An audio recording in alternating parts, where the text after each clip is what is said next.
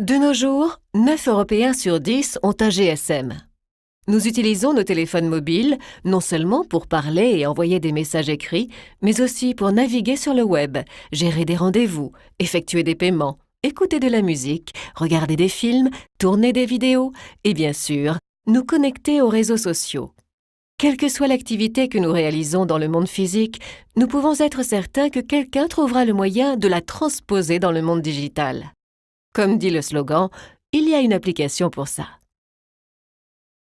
Ce qui distingue vraiment un smartphone d'un téléphone mobile classique est la facilité avec laquelle l'utilisateur peut y installer des applications. Avec un téléphone mobile classique, c'était soit le fabricant du téléphone, soit l'opérateur de téléphonie qui décidait quelles applications ou programmes étaient fournis sur le téléphone. Il était très difficile, voire impossible pour l'utilisateur final d'installer quoi que ce soit. Tout cela a changé avec l'apparition des smartphones.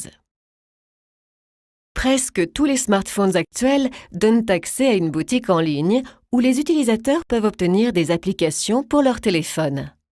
Le smartphone peut quasiment être considéré comme un ordinateur. Malheureusement, tout comme un ordinateur, le smartphone est soumis aux risques émanant des logiciels malveillants, des attaques de pirates et de la fraude en général.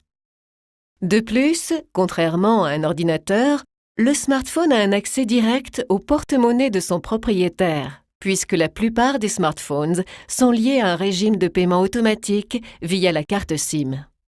Soit l'utilisateur dispose d'une carte SIM prépayée, et dans ce cas, la carte SIM agit comme un portefeuille, soit il paie en fonction de l'utilisation. Dans cette éventualité, les fonctions de la carte SIM agissent comme une carte de crédit.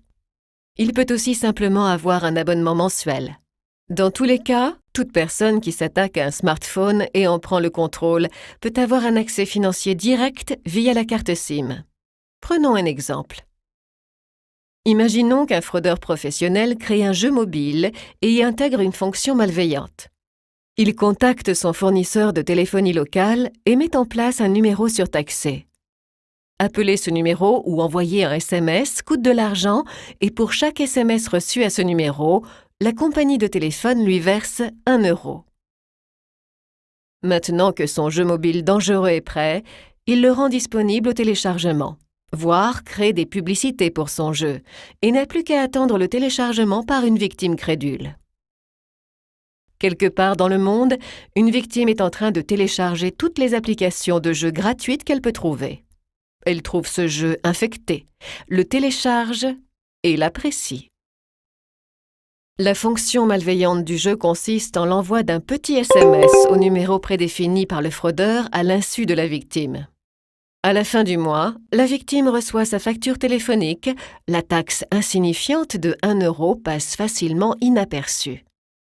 Dans le même temps, le fraudeur collecte 1 euro à chaque téléchargement et chaque fois qu'une personne joue avec son jeu malicieux.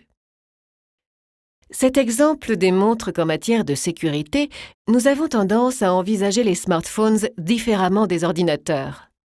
Nous regardons à 2 fois avant d'installer des logiciels inconnus sur nos ordinateurs, alors qu'avec un smartphone, nous oublions en quelque sorte toute prudence.